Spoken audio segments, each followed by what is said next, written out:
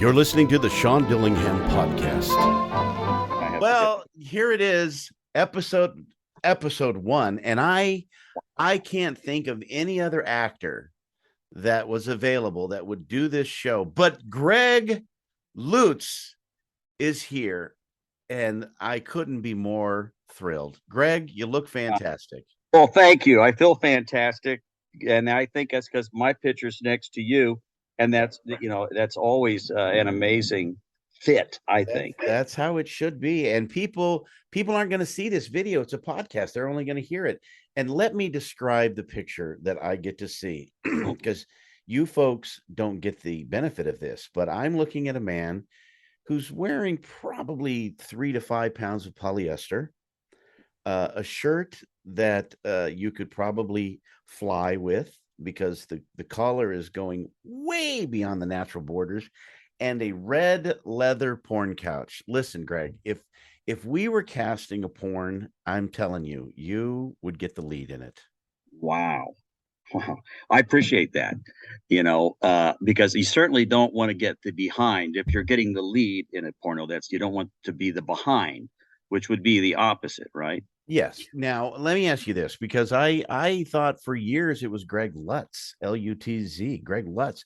But then I heard you on another interview say it's Greg LUTZ. Is that the correct pronunciation? Yes. I've only known you 15 years. So. I know. Well, see, my family came, from, I can't tell you what country we came from. It's a secret. So it's not LUTZ. That's the name they gave you when they relocated you here. Exactly. Yes. So Lutz is actually a first name in the country I come from. Yes. And Lutz is a last name. So you might be Lutz. But here people say it. Can I cuss on this? Go ahead. I don't give a shit. Ass. Yeah. Ass. Backwards, they would say Lutz. Or when I was a kid I was a kid and I was in grade school, the nurse would always get confused with Quaaludes and Greg LUTZ.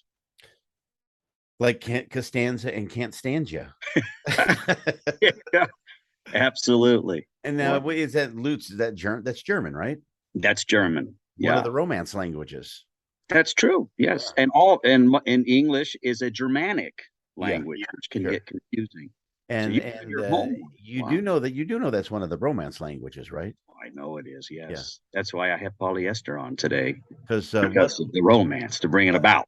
What person wouldn't want you to cuddle up next to them and speak softly in their ear in a lovely thick German accent and just hit them with what? Meine Schatzi, ich kann uns freizelagen als der ausgezeichnet und 22. It doesn't even sound romantic. Sounds like you're being interrogated. You will do this now and enjoy it. Oh, you're bringing back memories of the old country now. One of my favorite scenes in Spy with Melissa McCarthy is when she's in that crowd and she's in Germany and they're doing a German song and the guy is just singing 7711 7711. That's something you would write. Just do it and act and make it natural. Pretend, absolutely, yeah. Now, what's the first thing you and I worked on? Was that Krampus or was that October Flowers? I think it was Krampus, wasn't it? I think it was. It was Krampus, yeah, and that was delightful. It really was to have. There was nobody I'd rather be in a hole with in the desert at 3 a.m. than Greg.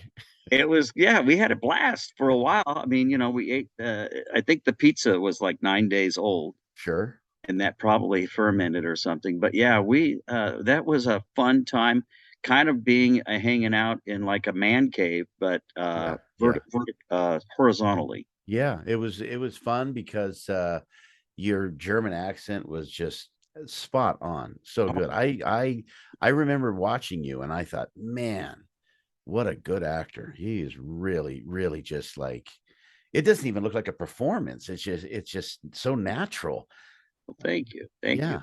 And, sometimes when you and I have done things together, I'll have to admit, I may not have studied the script as as full as I should have, and you'll be delivering your lines, and I think you're having a conversation with me. Yeah. And then I'm like, oh, we're doing our lines. Yeah. Yeah. That's how natural. Do you remember my punchy moment on that set? I remember, to be honest, I don't. It was the sun was just about to come up. It was about 5:15 in the morning, and I was exhausted. And my line was like something like, "Find anything yet, boys?" And it was just supposed to be done like the "Find anything yet, boys?" Yeah. And I was so tired and so punchy that for some reason I just put a sigh in the middle of it, and I was like, "So, find anything, boys?" And all I heard was Robert go, "Cut!" Really? He cut that? Yeah, I was like, I know. You don't even have to say it. I know. I'm just tired. That's lightning in a jar. Yeah. I'm like, you're gonna cut that? Really? Yeah. Sometimes. And then we did October Flowers. October Flowers. Yeah. I don't really understand what happened. I don't understand what happened during that. I think I had one night. They did a great job with the gunshot makeup on the side of my head. I mean, I it looked so real. I kept picking it and trying to eat it like I do with my own sores. Yeah. And that, yeah. But that was an odd shoot because for some reason, after sitting there for about 19 and a half hours on the couch quietly, because I'm that kind of actor I am, finally, I forget the gentleman's name, very nice man, said, "Oh, Greg, did you want to be in a scene?" I think I'm supposed to be in one. No, I'm catering. What the hell are you talking about? Yeah, I showed up with a gunshot victim who just wandered in here. Yeah. So, but hey, kudos to him. Yeah. I haven't seen the movie. Have you seen it? I have. Yeah. I have. I think it's up on my shelf in here, as a matter of fact. You did a tremendous job. It was fantastic. What I really liked you in as well was Durant's. Oh, funny you should mention that. Do you know that this booth, even though it looks like I'm at the Formosa or in a porn shop, this is a booth from that set. Nice. Is that commandeered this booth? But that, what was interesting about that was I did, for the art's sake of film, you never know how you're going to look. And as an actor, you're not worried about looking pretty. You want to look the part. So that's not what my concern was. But I was out of focus until Jack Durant put his glasses on. Sure. So so you can't use it on your reel. Yeah. Except for the very last part. But that was I appreciate you appreciating that. Yeah. And then we worked together on the crime scene. Oh yeah, crime scene. That was fun. Over there at crimescene.com. It's amazing that there's a store here in Phoenix where if you commit crime, if you're a serial killer, this is the place you want to go. The place to go. And as a matter of fact, you could, unfortunately, serial killers also steal stuff. So he has those shopping carts with the pole in them, so you can't take them out. Like damn Goodwill. Yeah, exactly. Goodwill or Woolworths that was downtown. Oh my God! Did you just date yourself on that one? Oh, what the heck? So how long? Let me ask you this for the audience, Greg, because they're going to want to know, how long have you been acting? 40 years. Theater is my background. I love live theater. Sure, get that audience response, man. Right, and you get a chance to do it different ways every night. Yeah, and sometimes in your case, even remembering the lines. Exactly. Well, they have cue boards all over the place. So I'm always wearing sunglasses because that filters. The audience can't see the lines in the back unless they wear the special glasses that I get. Gotcha. So that's that's a trick of the trade. So you're a big theater guy. Yeah, theater. I am. Yeah. So I studied with Charles Nelson Riley. Really? Yes. I remember, I don't know, I'm such an idiot when it comes to meeting celebrities. The first thing out of my mouth was, wow, Charles Nelson Riley, whatever happened to you? Wow. I can't believe right out the gate. Yeah, he's like, well, don't ever do a game show to ruin your career. And but what a great director for theater. I mean, just famous for directing Broadway. Yeah.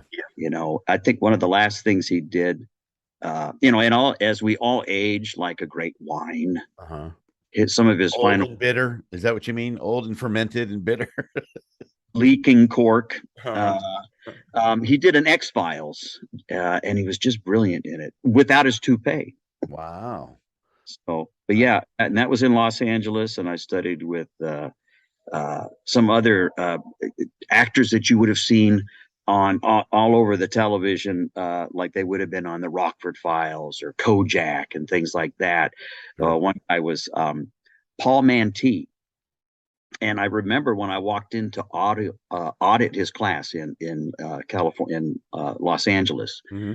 I recognized him instantly, and I said, "Robinson Crusoe on Mars," and it was like, get the fuck out of here, because that's the one film he does not want anyone to remember. Oh, great.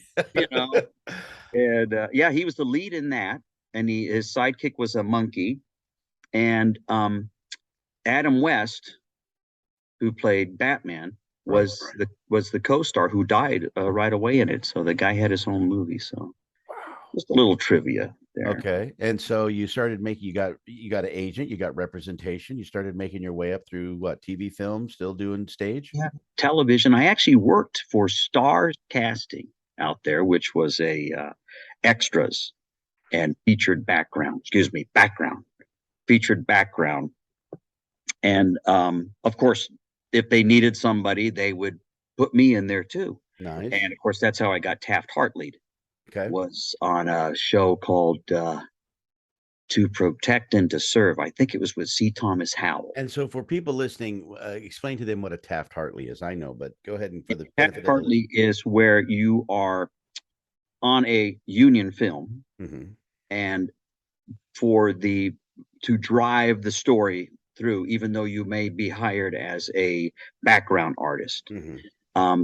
The director decides, I need that character, that background artist, I need him to say something in order to connect the dots. And so Taft-Hartley is a contract that basically works toward making you eligible to join the union. Yeah, and they would tell you, got to go join right away. Mm-hmm. People would be, I got Taft-Hartley, and then you run down, and at the time it was $600. Yeah, I would love to know what the union fee was to join then when you were doing it, because now it's I think $3,000 in LA. It was $627. Yeah, and I mean, there's no way I couldn't raise that. Yeah.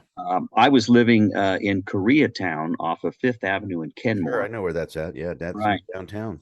And the only reason I moved from there is because of the Rodney King riots.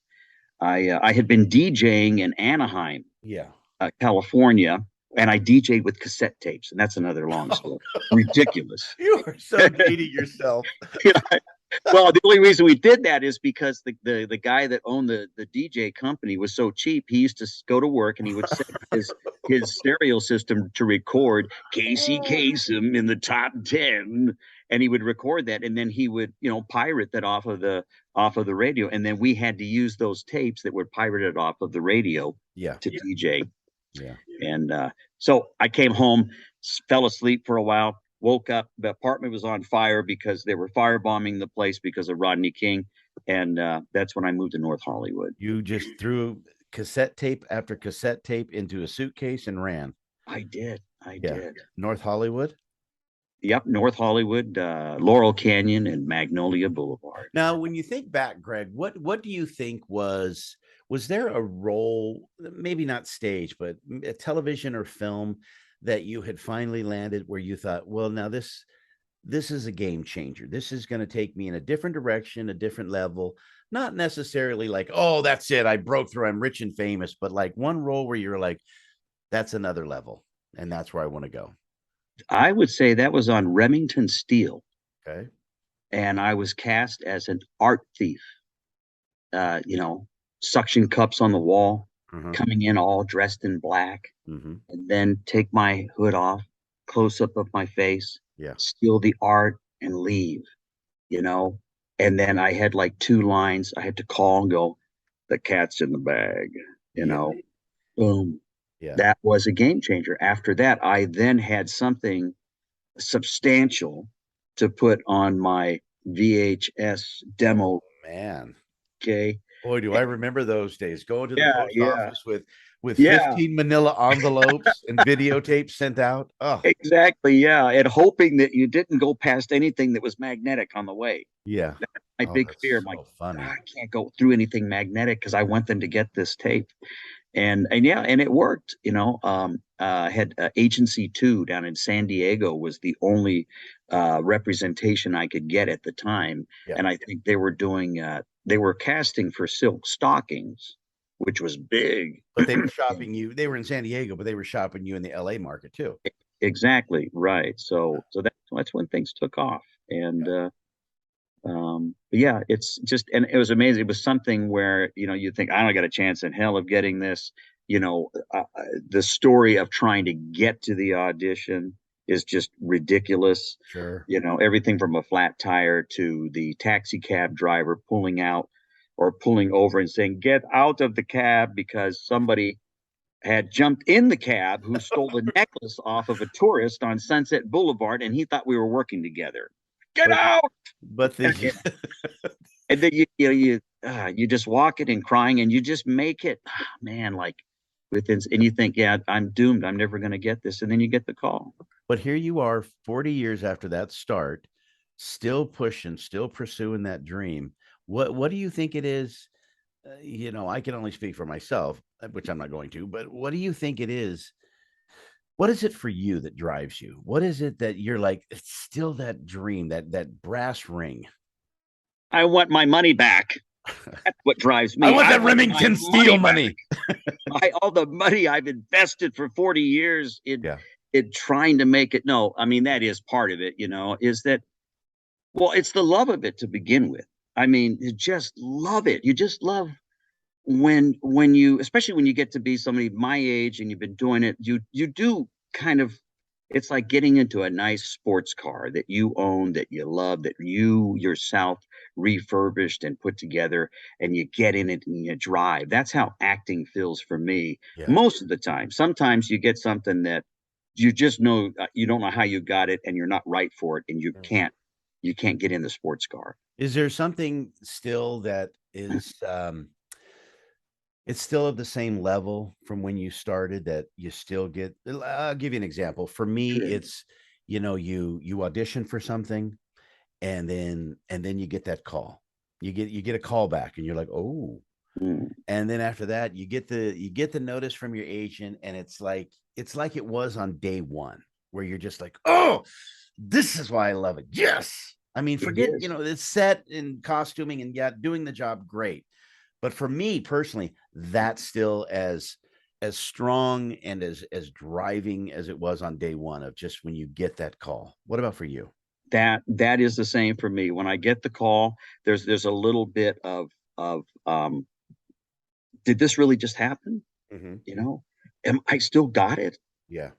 But yeah, you're right. There is a feeling about it, close to the fix. When you're and addicted to something, which I've been addicted to a lot of things, Yeah. but addicted to acting is by far the best fix. And I know that has a negative connotation to it, but Sure. I mean, there is a high to it, and Yeah. that's what keeps us going. It's Um, just that it's almost a justification of like all those classes, all the training, all the hard work, and this is what makes it worth it. You know, just yeah, like that self. I don't know what the word is I'm thinking, but just you say to yourself, this is what I should be doing. This is why. yeah. I mean, we all, as human beings, animals on this planet, we all need validation. I mean, that's why we're here. I mean, we to be validated and to validate others, and to have sex whenever we can, and that's a part of validation. And making love to a camera is, that's validation. Yeah, you have a lot of training in your background. Did you take film classes and commercial class? Because I see those everywhere now, and In my personal experience, I see a lot of overtrained actors that are highly unemployable. They have so much training that it's like they've almost become lost in it. What about for you? Well, yeah, in the beginning, you went to every class you could because I didn't know what I was doing. I mean, I knew about theater, Mhm. but when it comes to film, and the reason I was taking the classes because not, I mean, everybody needs a little bit of coaching, a little bit of help on a technique for acting or whatever it may be to keep Sure, the pipes clean. sure. But my thing was how not to fuck up on a film set or a commercial set. Yeah. And I could give a class. I mean, I would love to give a class on how to completely screw yourself out of a part, out of a reoccurring role. I have Greg done Lutz's How to Shoot Yourself in the Foot Academically. exactly, yes, and you just go, I didn't even think I was capable of being that stupid, Yeah, that ignorant. yeah, So that's why taking classes and learning, etiquette, and things change so much too. sure. I mean, it's just, especially now, I mean, with technology, Yeah, I mean, there's so many people that have never shot anything on real film. yeah, I mean, when I started, it was all real film. So yeah. film, every frame was money. So you better get it right. So you had to have your shit in one sock or And they'll never ask you back again. what I have found is that, they always tell actors this, but it's a little misleading. They go, if you're not acting, you should be training. But they need to clarify in that don't take more acting classes. What they mean is go out and learn how to skateboard, learn how to skydive, Yes. learn how to ride a unicycle. Because when you get those casting calls, they're going to go, we need 4 people that know how to ride horses. We need somebody who can work a paddle board, somebody who knows how to play ping pong. And most actors are like, I'm an actor. When I'm not acting, I like to think about acting. And that's what my passion is. I'm Yeah, an actor. Huh. exactly. Yeah. And then you also, here's another Greg Lutz, how to screw up.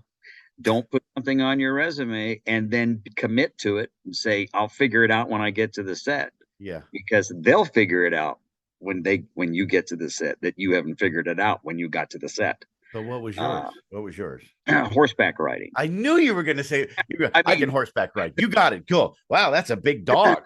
yeah. Bill and Ted's Excellent Adventure Yeah. shot up here in Carefree. Yeah. One of my friends really, really pushed for me. He was the casting director, Oh, or no. associate casting director.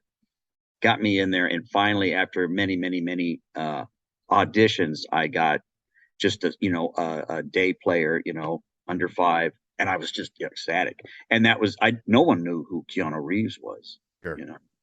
And so they come over to the groupers and they go, "Who over here is proficient with a horse?" And I, well, me, Hello.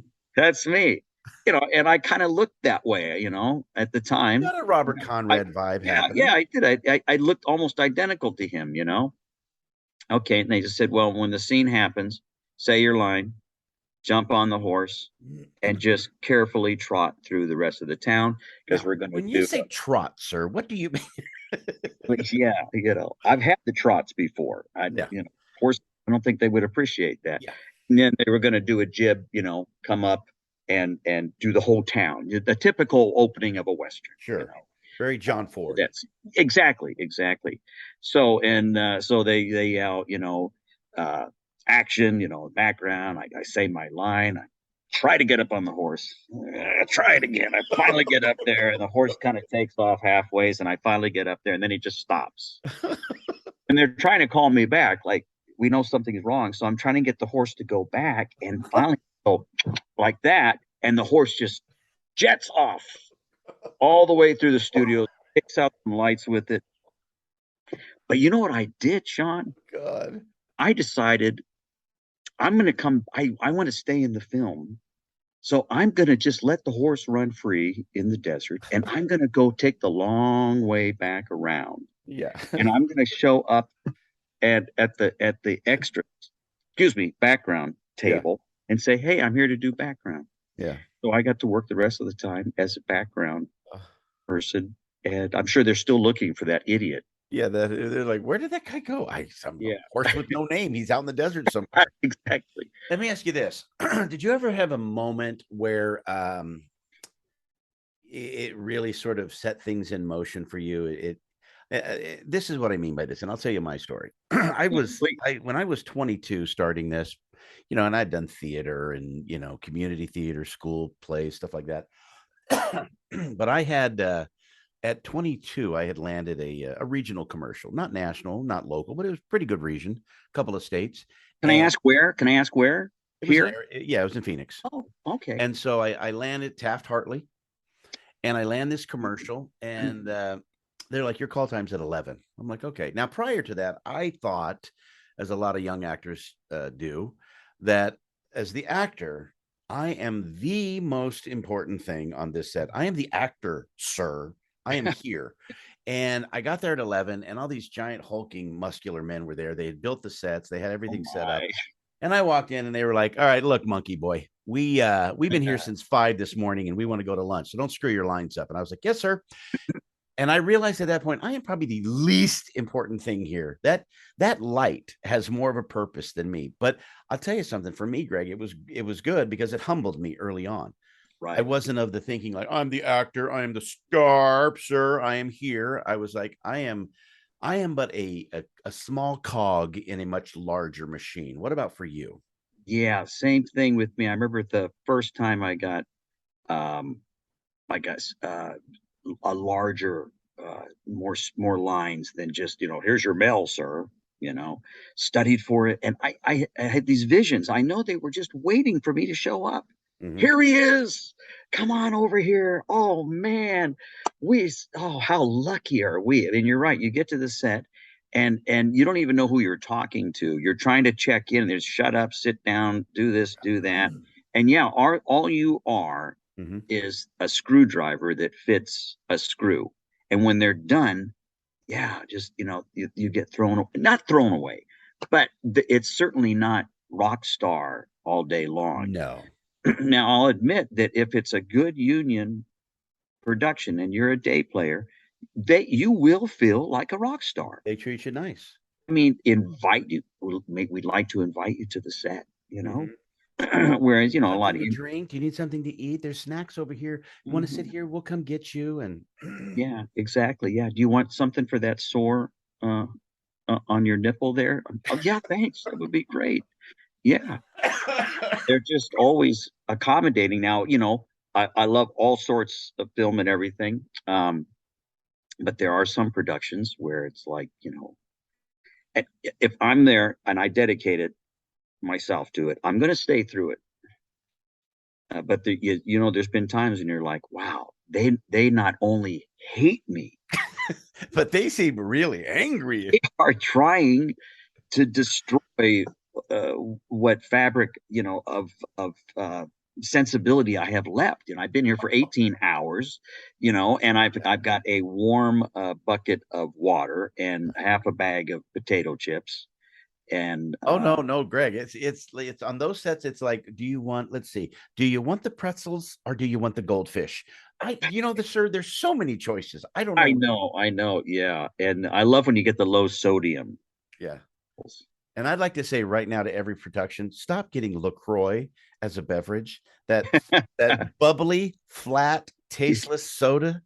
Don't get that anymore. I've been handed that so many times that I'm just like, do you have anything else? Yeah. I don't know. Hot toilet water, anything else?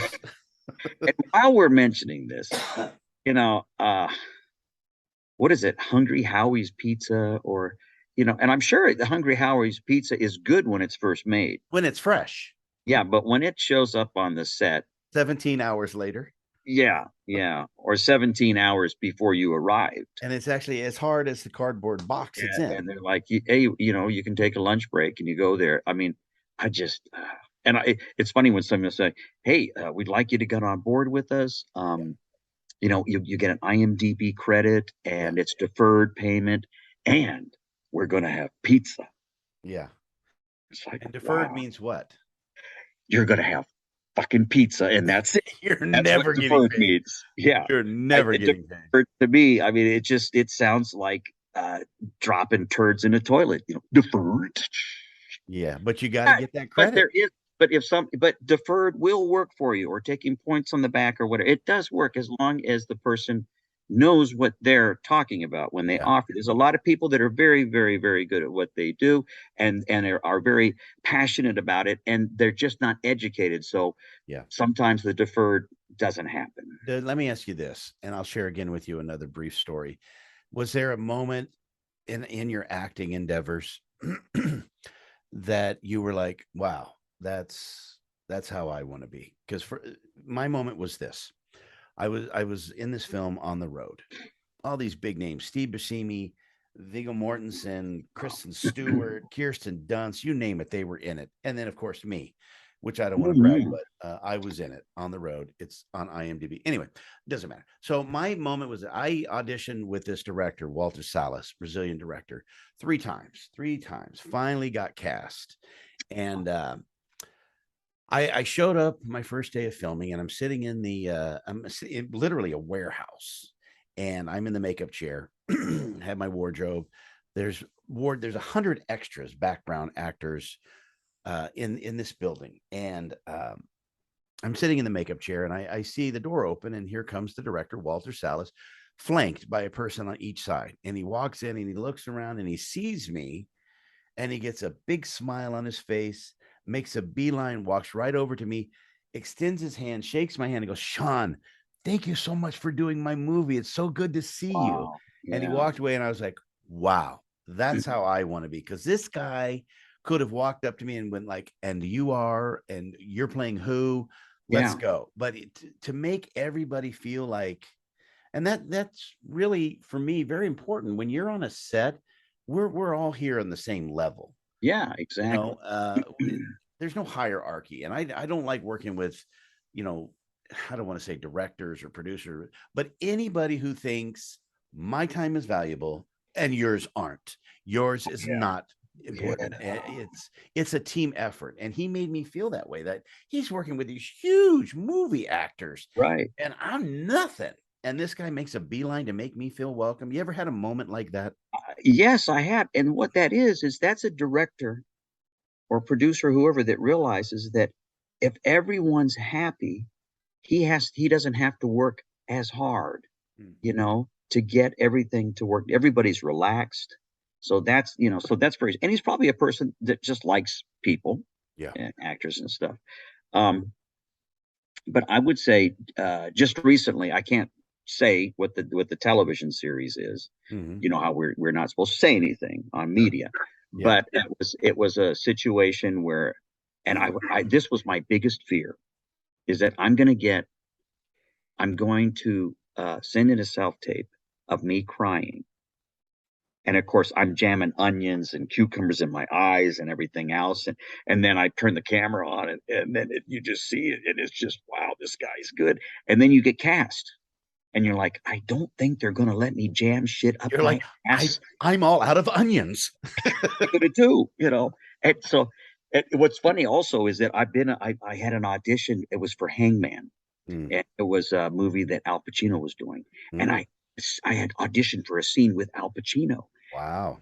But they were telling my daughter has died, and it's Al Pacino, going, okay, your daughter's died. Whoa, wow, and you're supposed to go, oh my God. So I did it fake, and then I show up at the audition, and I walk in, and they just go, okay, cry. What? Let's do it. Because that's what you got to do. You got to, Al Pacino, and they're going to do one or two takes, and you got to do it, Boom. So let me back up to this one. I just did the self tape with the emotion and the feeling. Screw the crying. I get cast. And it didn't say in the script, you got to cry. I get there, and the director was so nice. She says, I really enjoyed your audition. This is going to be a rough night for you. And I'm like, okay. She says, we're going to be punching puppies to get you to cry. We're going to take you to the journey to that place. And I said, okay, I'm willing to go, and I'll do my best and everything. And she got me there. Yeah. She got me there. I mean, it was amazing.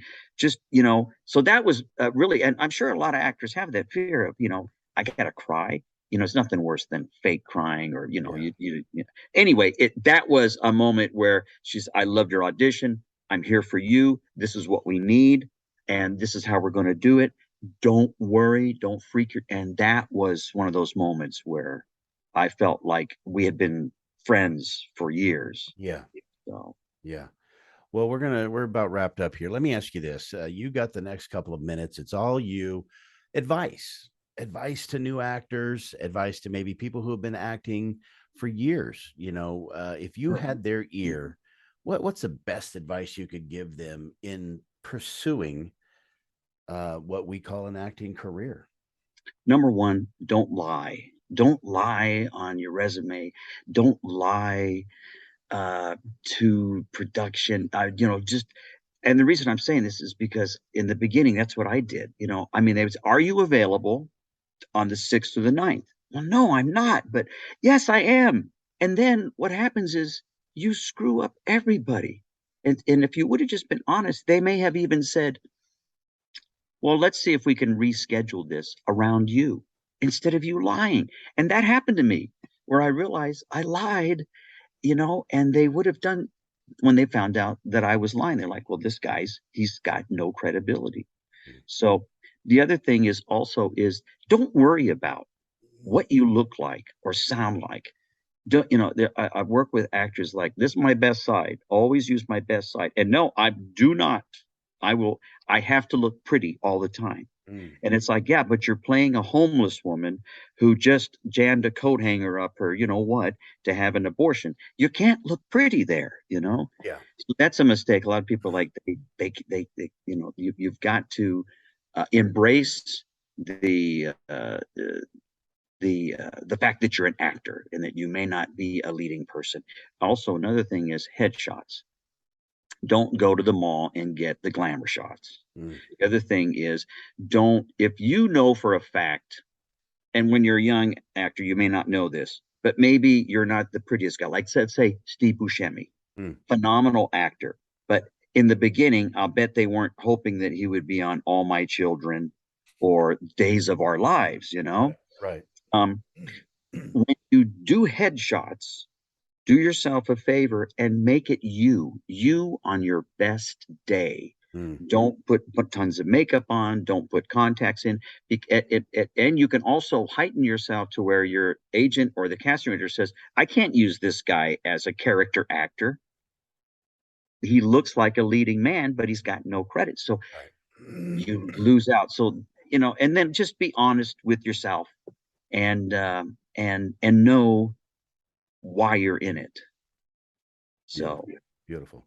That's what. Great advice, Greg Lutz. Thanks for visiting. Do you have any website, social media, anything coming up you want to push? Well, we did the Miss OTB movie. That's out there. The Miss OTB scandal. But I don't really have anything coming up. There is the Flaming Hot, which is the story. It was a Disney. Eva Longoria, the Flaming Hot. I play angry husband. And it's just, the whole movie is about the angry white husband. But we can see you on stage. I know you just worked with the Black Theater Troupe.